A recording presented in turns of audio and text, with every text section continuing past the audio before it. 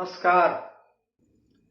आज हम लोग उपस्थित हैं एक बहुत ही महत्वपूर्ण विषय को लेकर के।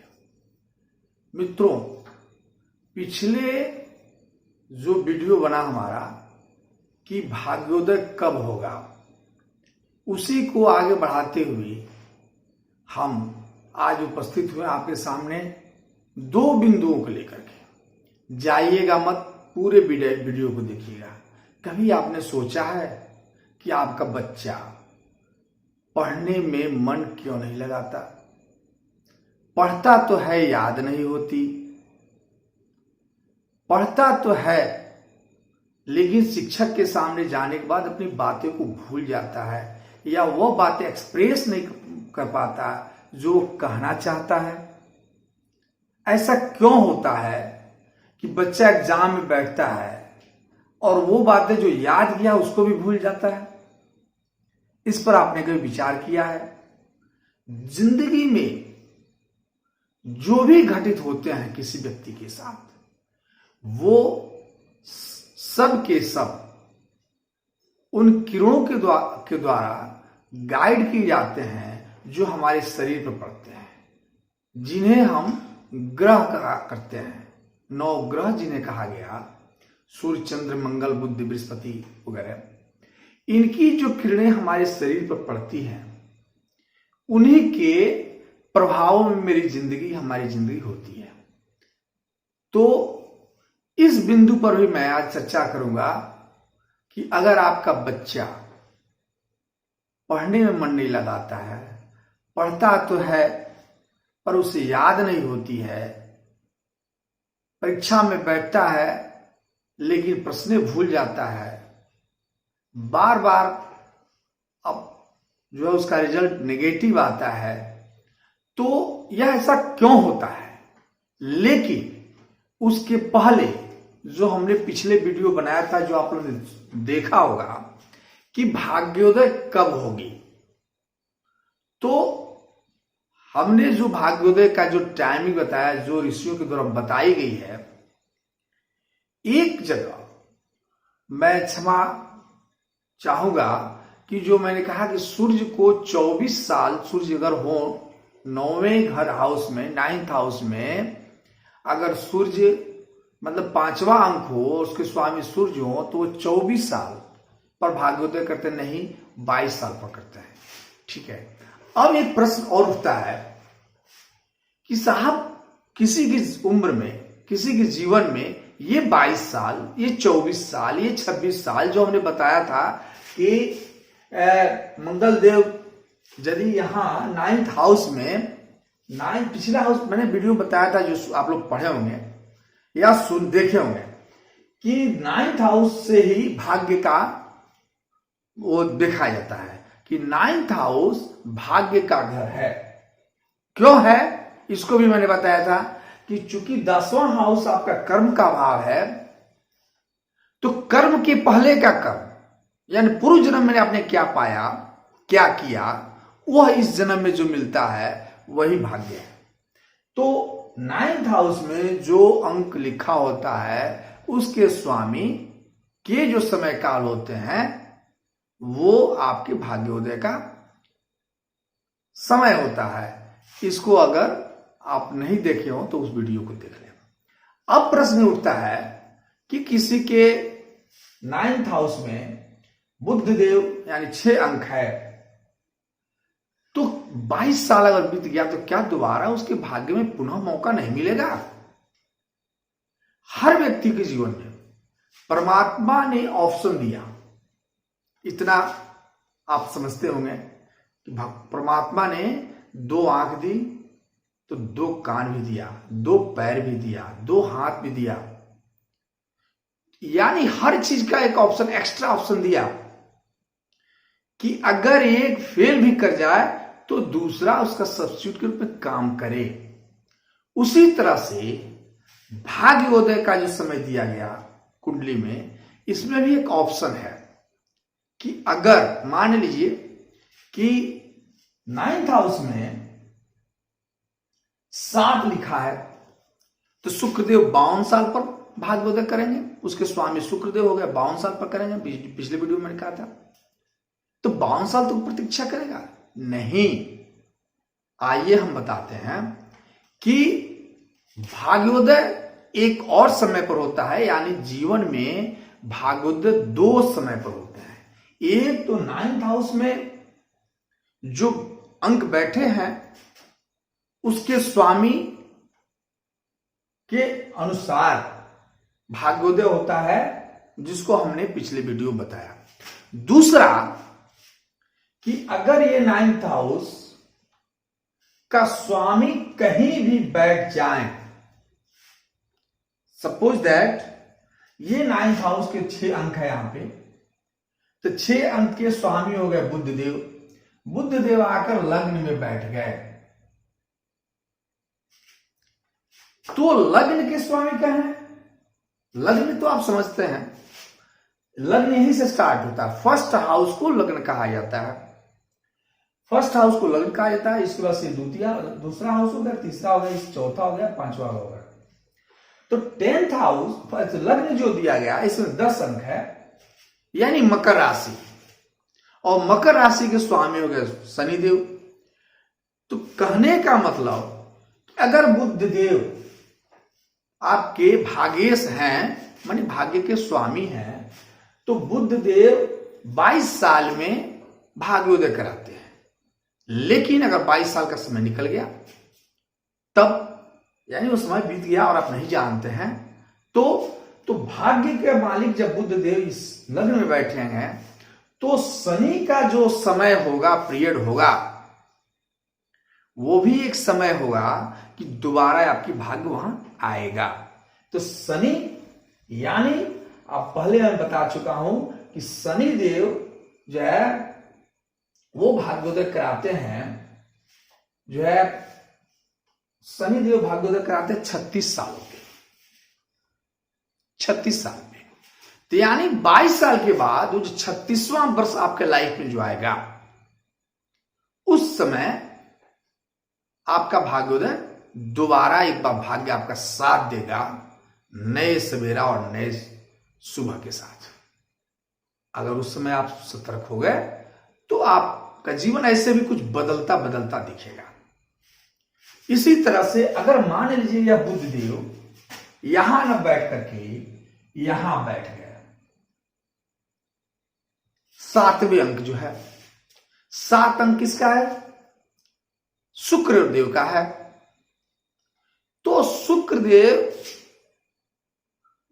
भाग्योदय के कारक होते हैं 52 वर्ष पर। चूंकि ये भौतिक सुख के कारक हैं, भोग के कारक हैं, इसलिए पूर्ण मैच्योरिटी पर ही आते हैं अपने भाग्यों को लेकर के, और 52 साल पे भाग्योदय कराते हैं।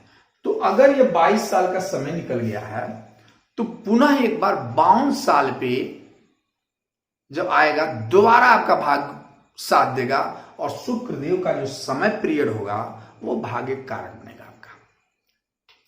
ऐसे ही मतलब 9th हाउस में जो ग्रह बैठे हैं, उसके स्वामी किसी भी हाउस में बैठेंगे, तो जहां बैठेंगे, जिस घर में बैठेंगे, उस राशि के स्वामी पुनः उस भाग्येश के सहयोग से एक बार अपने समय में भी भाग्योदय कराते हैं।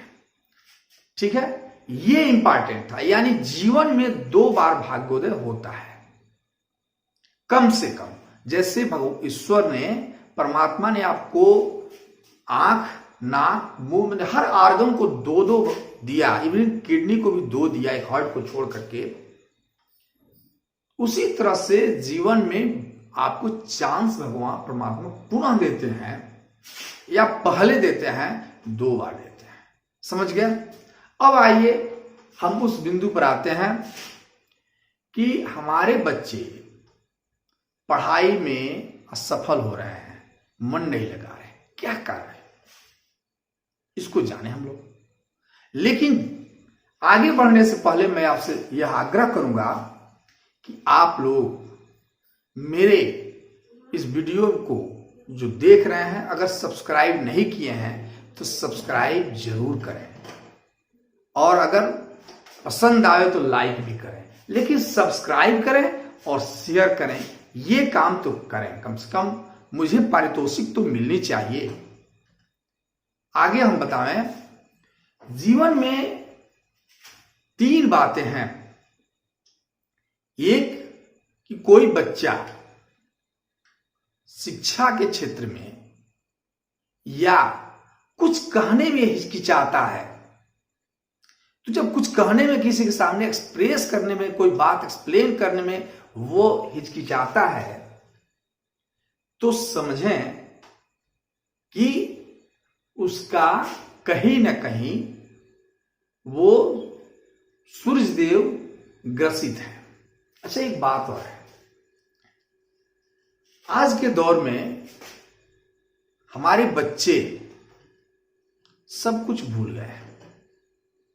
भूल गए कैसे? मनुष्य के जीवन पे और ग्रहों की रोशनियां आवे या ना आवे, 2 ग्रहों की रोशनियां तो निश्चित आती हैं, निश्चित।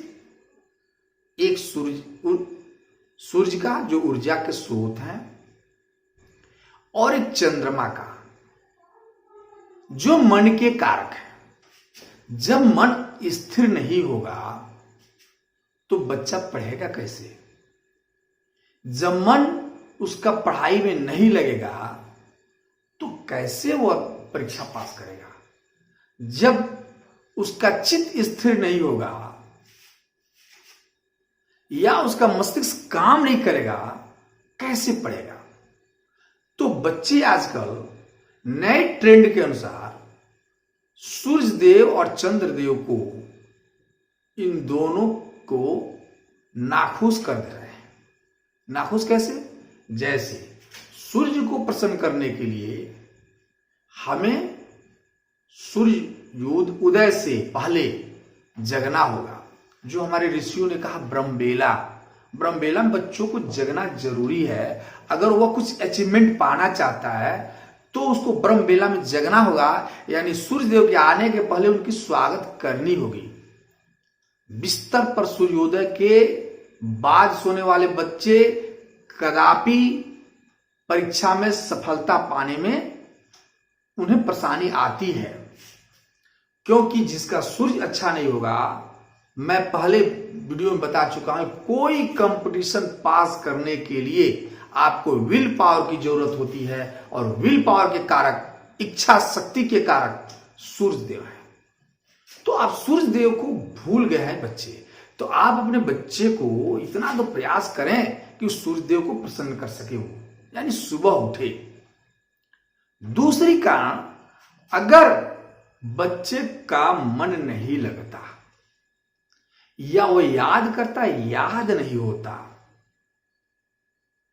तो कहीं ना कहीं उसका मस्तिष्क में, कहीं ना कहीं उसके कुंडली में चंद्रदेव, मतलब चंद्रमा जो स्थापित है कुंडली में, कहीं ना कहीं दूषित है। तो आप उसकी कुंडली को किसी भी योग्य पंडित से दिखवा करके उस चंद्रमा का निदान जब कराएंगे, तो मुझे विश्वास है कि बच्चा जो पढ़ाई से भग रहा है वो उसके प्रति आकर्षित हो जाएगा। और तीसरी, पराक्रम जिसको कहा जाता है, मंगल देव, अरे 3 ग्रह को आपने सही कर दिया बच्चों के कुंडली में, बच्चों के जीवन में, तो आपका बच्चा कोई भी परीक्षा पास कर जाएगा। 3 ये, और तीनों को करना क्या है? बहुत कुछ नहीं करना है। सूर्यदेव को प्रसन्न करने के लिए बच्चे को नियमित बनाइए, दिनचर्या सही होनी चाहिए। जैसे ही बच्चा सूर्यदेव को रिस्पेक्ट के लिए सुबह उठने लगे, या आप बनाते हैं सुबह उठने के लिए, सूर्यदेव की रोशनियां सुबह की उसके शरीर पर पड़ने लगेंगी, और उसके मन मस्तिष्क में एक नया ऊर्जा और एक नया का संचार होगा, नए ऊर्जा का संचार होगा, और वो अपने को खुद फील करेगा कि जहां जो पहले थे वो नहीं है। ठीक उसी तरह से चंद्रदेव जो उसके मन में को विकार पैदा किए हैं, उनके निदान के लिए बहुत कुछ करने की जरूरत नहीं है, उसकी साफ सफाई और मस्तिष्क में गंदगियों को दूर करने की जरूरत है। फिर भी चंद्रदेव का निदान के लिए कुंडली में देखें दूषित है तो उसको सही कराएं। तीसरा आता है प्राकर्म। जैसे बच्चा किसी के सामने जाने में हिचकिचाता है, नहीं जा पाता है, जाता तो है अपनी बाणी नहीं कह पाता है, एक्सप्लेन नहीं कर पाता है, लोगों के पास जाने में शर्माता है, ब्लैक बोर्ड पर जाकर कुछ लिखने में टीचर से शर्माता है, यानी कहीं ना कहीं उसके पराक्रम में कमी है और पराक्रम के स्वामी मंगल हैं और मंगल की कहीं ना कहीं कमी है। तो मंगल की आराधना ऐसे बच्चों को करानी चाहिए। तो अगर ये क्रिया आप तीनों करते हैं तो आपके बच्चे निश्चित रूप से एक नए ऊर्जा और एक के संचार के साथ किसी भी परीक्षा को पास करने के लिए, मैं छोटे बच्चों के लिए बात नहीं किया, जो विद्यार्थी किसी भी एग्जाम की तैयारी कर रहे हैं, प्रिपरेशन कर रहे हैं और परीक्षा में असफल हो रहे हैं, वे भी अगर इसका पालन करने लगे, होता क्या है कि बच्चे पढ़ाई के नाम पर 12-1 बजे तक रात को जगते रह गए। एक तो चंद्रमा को पीड़ित किए, दूसरी तरफ सुबह में अब उठे 9-10 बजे तक, यानी सूर्य को पीड़ित कर दिए। तो जिसके कुंडली में, जिनके कुंडली में या जिनकी शरीर पर सूर्य और चंद्रमा की रोशनियां जो डायरेक्ट पड़ती हैं हमारे शरीर पर, वो नहीं मिलेगी, जिनको ऊर्जा नहीं मिलेगा, वो बिना ऊर्जा का क्या करेगा? बिना प्रकाश का कोई भी बल्ब या जो लालटेन का है या कुछ भी, वो अंधेरा में क्या कर सकता है? इसलिए प्रकाश की जरूरत है। और मुझे विश्वास है कि आप इस बात को समझ गए होंगे, या अगर आप स्वयं विद्यार्थी हैं जो मेरी कुंडली को, मेरी इस वीडियो को देख रहे हैं, तो इस बात को समझ गए होंगे। और अगर आप अपने दैनिक क्रिया को परिवर्तित करते हैं तो निश्चित रूप से एक अच्छी सफलता पाएंगे। धन्यवाद। और मैं यह जरूर कहूंगा कि अगला वीडियो मेरा निश्चित देखें। नमस्ते।